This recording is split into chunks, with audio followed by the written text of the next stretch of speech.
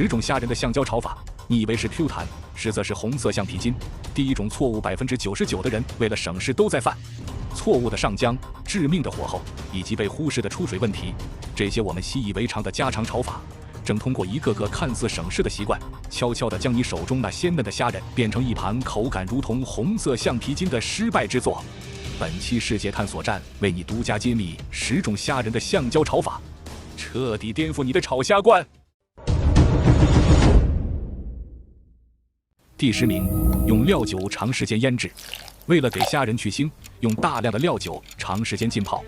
听好了，你这不是在去腥，你是在给虾仁脱水。料酒中的酒精和盐分会破坏虾仁的细胞结构，导致其内部的水分大量渗出。腌制时间越长，脱水越严重。正确的做法是在上浆前加入极少量的料酒，或者用葱姜水代替，抓匀即可。时间绝不能超过10分钟。第9名，用嫩肉粉。你是不是也遇到过一些虾仁吃起来脆的不正常，甚至有点像假虾？那很可能就是用了嫩肉粉或松肉粉。这些粉末里的蛋白酶或磷酸盐会强行分解和重组虾仁的蛋白质结构，虽然能让它变得弹脆，但也彻底摧毁了虾仁天然的鲜美和肉质纤维感。第8名，虾仁背部不开刀。很多人为了图省事，虾线一条就直接下锅，这是一个巨大的错误。给虾仁开背，划开那一道，不仅仅是为了去虾线更方便，它有3大核心作用。第一，让虾仁更容易入味。第二，加热时虾仁会自然卷曲成漂亮的凤尾状。第三，也是最重要的，开背增大了虾仁的受热面积，能让它在更短的时间内被炒熟。烹饪时间越短，水分流失就越少，口感自然就更 Q 弹。第7名，热锅冷油下虾仁。很多人炒菜习惯热锅倒油，不等油烧热就把虾仁扔进去了。你这是在煮虾，不是在炒虾。冷油下锅，锅的温度会因为虾仁的加入而迅速降低，虾仁的表面无法在瞬间形成一层保护壳，导致内部的汁水在缓慢的升温过程中不断的渗出，最终你会得到一盘水汪汪、口感软塌的水煮虾仁。正确的做法是热锅热油，油温足够高时再下虾仁，才能瞬间锁住水分。第6名，和大量蔬菜一起下锅乱炖。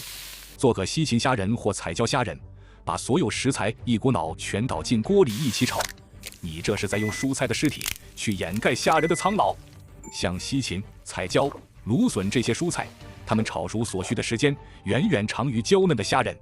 等你把蔬菜炒到断生，你那可怜的虾仁早就在锅里被蹂躏了7、8分钟，体内的水分早已耗干，变成了一颗橡皮筋。正确的做法是先将蔬菜炒至8、9分熟，盛出，再单独滑炒虾仁。待虾仁变色后，立刻倒入炒好的蔬菜，快速翻炒几下，勾个薄芡，马上出锅。第5名，上浆只用盐和淀粉。很多人只知道用盐和淀粉给虾仁上浆，这样只做对了一半。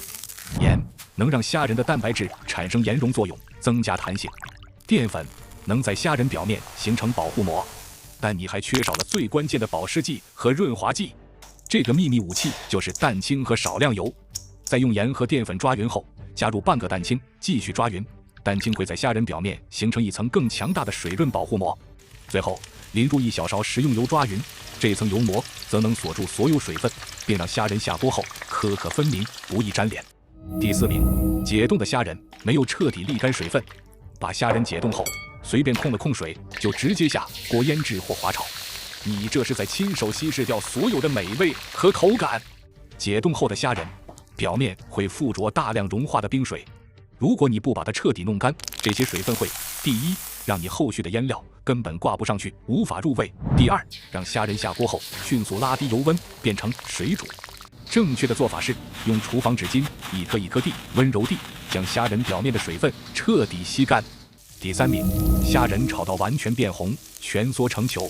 很多人判断虾仁是否熟了，标准就是看到它完全变成红色，紧紧地蜷缩成一个球。听好了，当你看到这个状态时，它已经老得无可救药了。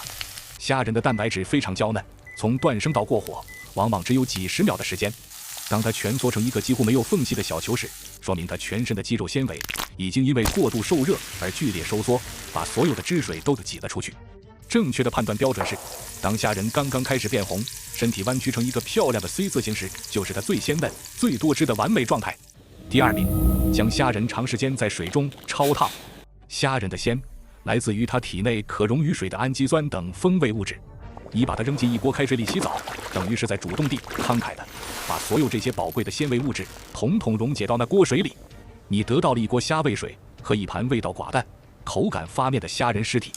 正确的预处理方法应该是滑油，即用淀粉和蛋清腌制好的虾仁放入温度不高的油锅中，表面的浆料会迅速凝固，形成一层极薄的保护壳。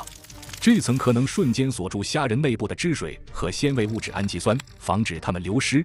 第一名，用错误方法解冻虾仁。把虾仁放在厨房台面上，让它自然解冻几个小时。听好了，这是在给细菌创造一个长达数小时的完美的室温繁殖皿。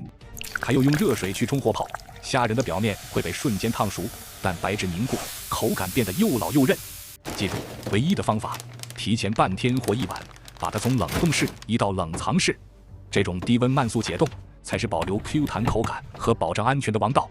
好了，如果你觉得本期内容能让你家的餐桌多一道鲜嫩 Q 弹的硬菜，请不要吝啬你的点赞，并分享给所有你关心的同样热爱美食的朋友。感谢您的收看，下期也会给您带来更精彩的内容。